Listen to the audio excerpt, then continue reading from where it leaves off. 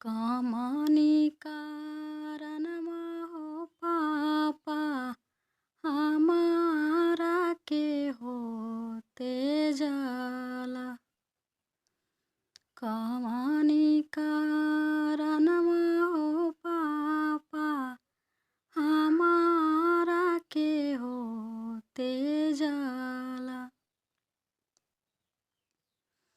नाही हम चोरनी हो पापा, नाही हम चाटनिया। नाही हम चोरनी हो पापा, नाही हम चाटनिया। नाही हम कहनी हो पापा, पगिया तोरे हो नीचावा। नाही हम कहनी हो पापा, पगिया तोरे हो नीचावा। नाही तू चोरनी हो बेटी, नाही तू चाटनिया।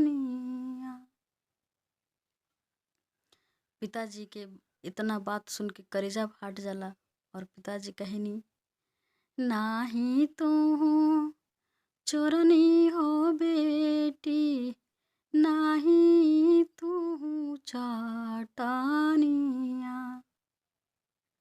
नाही तू चोरनी हो बेटी, नाही तू चाटनिया। नाही तू कैलू हो बेटी, पापा पगिया हो नीचावा। नाही तू कैलू हो बेटी, चाचा पगिया हो नीचावा। देशा केरी वजवा हो बेटी, तोहरा संग निभाइनी। देशा केरी वजवा हो बेटी, तोहरा संग निभाइनी। देशा केरी वजवा